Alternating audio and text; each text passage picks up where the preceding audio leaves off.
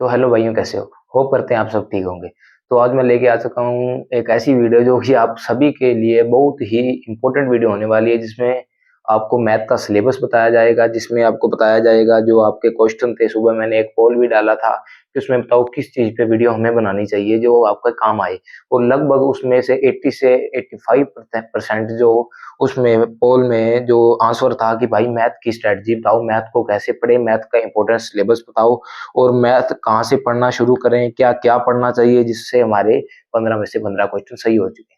तो ये मैं सारे जो आपके क्वेश्चन हैं इसका जवाब लेके आया हूँ, और इसका मैथ का इंपॉर्टेंट सिलेबस भी लेके आया हूँ। तो भाई जो भी वीडियो पे बंदा नया है, वीडियो को लाइक, वीडियो को शेयर, और चैनल पे जो बंदा नया है चैनल को सब्सक्राइब यार ज़रूर कर लेना। तो भाई चलिए वीडियो शुरू करते हैं। तो सबसे पहले क्या बात है भाई, सबसे पहले भाइयों का एक मेन इम्पोर्टेंट जो क्वेश्चन रहता है, लगभग सभी का एक ही क्वेश्चन रहता है कि किस प्रकार से पढ़ाई करें, किस प्रकार से पढ़ाई करें। ये तीनों का मैं क्वेश्चन, 3 सवाल हैं, ये तीनों को एक-एक करके मैं आपको जवाब दे दूँगा। किस प्रकार से पढ़ाई करें? भाई पहले तो सबसे पहले लाइव क्लास, अपनी जो लाइव क्लास है या जो आपने बैच ले रखा है, उसकी चाहे लाइव क्लास लगाओ आप, चाहे वो लाइव के बाद रिकॉर्ड हो जाती है, वो आपके बैच में आ जाती है, चाहे वो लगाओ। ये क्लास पहले पूरी करो। फिर उसके बाद आती है कि कहाँ से पढ़ना शुरू करें, हमें पढ़ना कहाँ से चाहिए? भाई पहले तो भाई पढ़ना कहाँ से चाहिए, आपको पूरा सिलेबस आपका कवर करना पड़ेगा। सिलेबस ना कवर होने से भाई बात नहीं बनेगी। क्योंकि अगर सिलेबस ही नहीं कवर होगा तो फिर आप टॉपिक कैसे पढ़ पाओगे? टॉपिक तो तभी पढ़ा जाएगा ना जब आप टॉपिक कवर किया होगा, टॉपिक की प्रैक्टिस तब भी होगी जब आपने सिलेबस में टॉपिक को कंप्लीट किया होगा, चैप्टर कवर किया होगा। तो भाई तीसरा क्वेश्चन है कि क्या-क्या पढ़ना चाहिए जिससे हमारे 15 से 15 क्वेश्चन सही हो जाएँ? ये सभी का डाउट होता है, मेरा भी डाउट था। हालाँकि जब मैं पेपर देता था, मतलब कि मेरा एग्ज़ाम था मेरा, तो मेरा भी यही डाउट था। मैं भी यूट्यूब पे सर्च कर करके हाँ भाई, सही है, वो घबराहट होती है, घबराहट होनी भी चाहिए। जिस भाई एक मेन बात है, मोटिवेशन जिसे मान लेना चाहिए, कैसे मान लेना? जो बंदा मेहनत करता है ना उसको डर लगता है कि कहीं यार मैं फेल ना हो जाऊँ। और जिस बंदे ने मेहनत ही नहीं की वो फेल तो होगा ही फिर भाई, उसको पता ही है मैंने फेल होना है। अगर आपको डर लग रहा है तो थोड़ा बहुत सही भी है, थोड़ा बहुत चिंता करनी भी चाहिए ताकि वो काम आगे हो सके। अगर किसी चीज़ की आप चिंता लेके भी नहीं चलेंगे तो फिर फ़ायदा नहीं, क्योंकि आपको फिर काम करने की चिंता ही नहीं होगी कि मैंने वो काम करना है।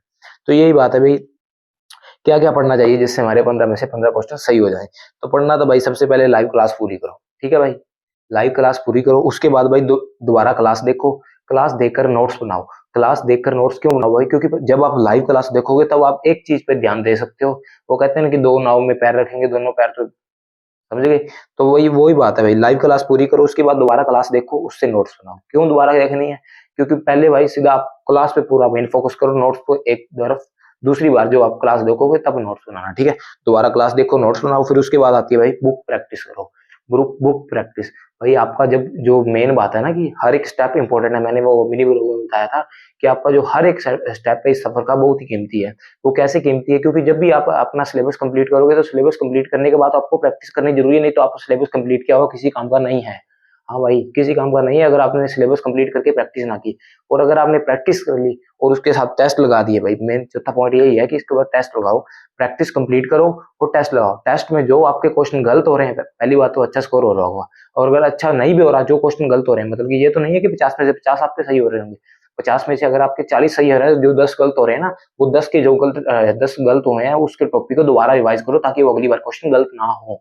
ज़रूरी नहीं है कि आपके भाई पेपर में 40 हो गए तो बात बन जाएगी, नहीं भाई। अगर पेपर में मानो आपको 35 ही आते हो, जो ऊपर वाले 10 क्वेश्चन आपके गलत हो रहे थे, अगर वो टॉपिक कवर कर लिया तो ऊपर वाले 5 क्वेश्चन भी आपके सही हो जाएँगे, वो 40 क्वेश्चन आपके एग्ज़ाम में बन जाएँगे।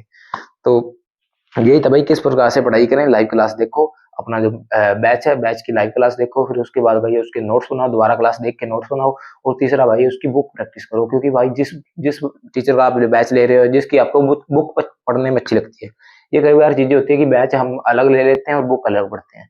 ये भी चल जाता है, अगर किसी को ये फिट बैठता है तो ये कर ले। मेन यही है, प्रैक्टिस करे बुक से और उसके बाद टेस्ट लगाए, अच्छा सेफ स्कोर होगा तो भाई बात ज़रूर बनेगी, आप इस बार सिलेक्शन आपका पक्का होगा।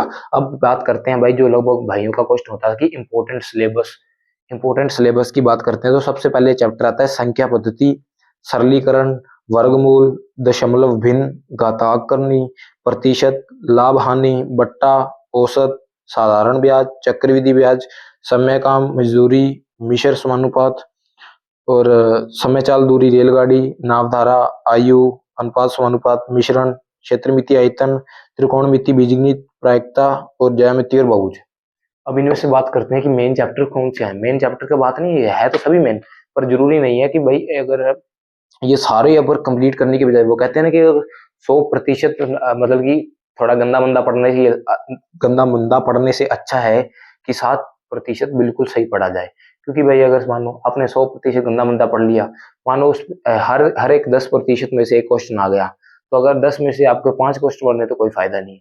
अगर भाई ये मानो कि आपने 60% पढ़ा, 60% में से आपने भाई 10% हर एक 10% में से एक क्वेश्चन आ रहा है, तो भाई 6 क्वेश्चन सही हो गए। देख लो भाई, 100% करने से बजाय 60% अच्छा करो। 100% अगर आप करो, मैं तो कहता हूँ 100% ही अच्छा करो, पर अगर 100% गंदा मंदा करने की बजाय 60% अच्छा करो। क्योंकि भाई जितना पढ़ो ऑथेंटिक पढ़ो, पूरा अच्छे तरीके से बढ़िया पढ़ो, ताकि वो अगली बार क्या, इस बार ही आपके पास क्वेश्चन आए तो उस क्वेश्चन को बनाने में आपको झिझक ना पड़ना पड़े। ठीक है भाई, तो ये था सिलेबस भाई।